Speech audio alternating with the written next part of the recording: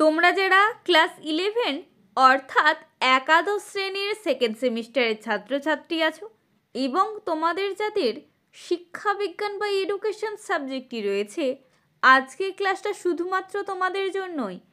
আজকের ক্লাসে আমি তোমাদের গ্রুপ ডি সেকেন্ড ইউনিট থেকে খুবই গুরুত্বপূর্ণ একটি 5 নম্বরের প্রশ্নের আলোচনা করব।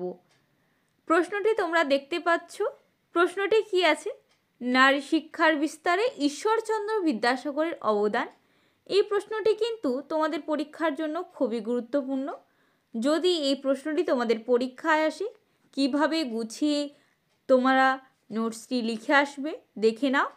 উত্তরটি তোমাদের খুব সহজ সরল ভাষায় গুছিয়ে লেখা রয়েছে। তোমরা যাতে ভালোভাবে বুঝতে পারো, পড়তে পারো, ধীরে ধীরে মুখস্থ করো, লেখো। অবশ্যই পরীক্ষায় প্রশ্নটি যদি আসে অবশ্যই উত্তর লিখে আসতে পারবে। উত্তরটি দেখে নাও। উত্তর, তোমাদের উত্তর লেখার ক্ষেত্রে প্রথমে একটি ভূমিকা বা ইন্ট্রোডাকশন লিখতে হয়, তোমরা জানো। ভূমিকা, এখানে আমি কি ভূমিকা লিখেছি তোমরা দেখে নাও। খুব সরলভাবে লেখা রয়েছে।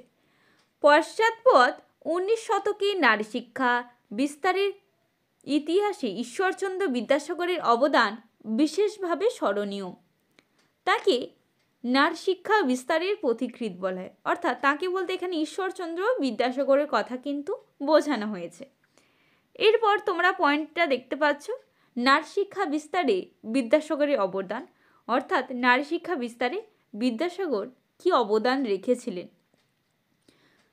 প্রথম পয়েন্ট দেখতে পাচ্ছ, সাব পয়েন্ট, নারী শিক্ষা বিস্তারে বেথুনকে সহযোগিতা।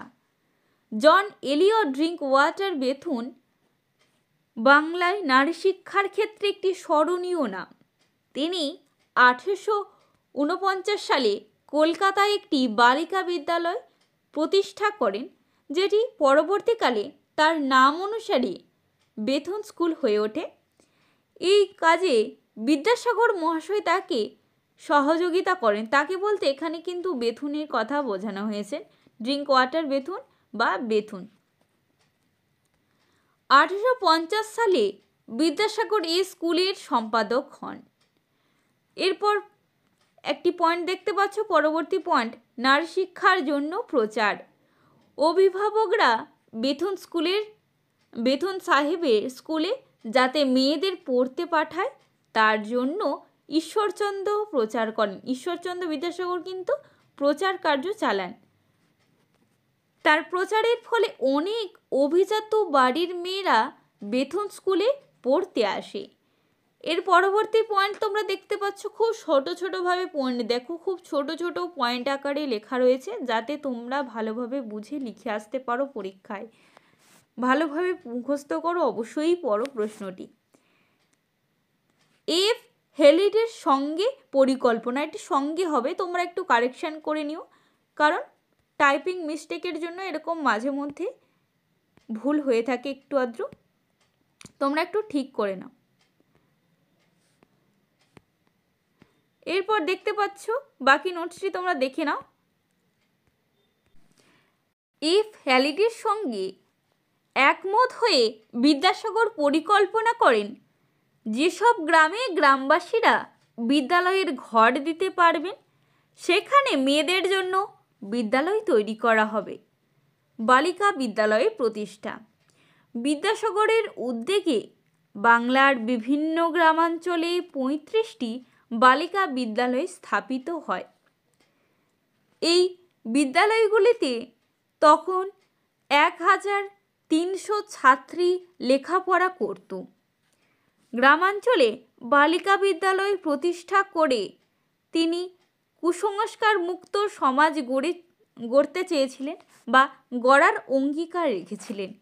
এছাড়া তিনি মেট্রোপলিটন ইনস্টিটিউশন প্রতিষ্ঠা করেন, যেটি তার নাম অনুসারে পরবর্তীকালে বিদ্যাসাগর কলেজ হয়ে ওঠে। এই কলেজের নাম কি? তার নাম অনুসারে বিদ্যাসাগর কলেজ হয়ে ওঠে। গ্রামাঞ্চলে নারী শিক্ষার কি বিস্তার, এটা নারী শিক্ষার হবে, তোমরা একটু ঠিক করে নিও। নারী শিক্ষার প্রসারে বিদ্যাসাগর শুধুমাত্র বেথুন স্কুলের মধ্যেই নিজেকে সীমাবদ্ধ রাখেননি, গ্রামাঞ্চলে তিনি নারী শিক্ষার বিস্তারে উদ্যোগী ভূমিকা গ্রহণ করেছিলেন। 1857 সালে তিনি প্রথম বর্ধমানের জৌগ্রামে মেয়েদের শিক্ষার জন্য একটি বিদ্যালয় প্রতিষ্ঠা করেন। এই ছিল তোমাদের গুরুত্বপূর্ণ একটি 5 নম্বরের প্রশ্নের আলোচনা। ভালো লাগলে অতি অবশ্যই একটি লাইক করো, শেয়ার করো বন্ধুদের, কারণ তারাও যাতে ভালোভাবে নোটসটি বোঝে, ভালোভাবে পড়াশোনা করতে পারে, পরীক্ষার জন্য প্রস্তুতি নিতে পারে। আর পরীক্ষায় যদি এই প্রশ্নটি আসে অতি অবশ্যই তোমরা লিখতে পারবে। তার জন্য ধীরে ধীরে মুখস্থ করো, লেখো। আজকের ক্লাসটা এই পর্যন্তই।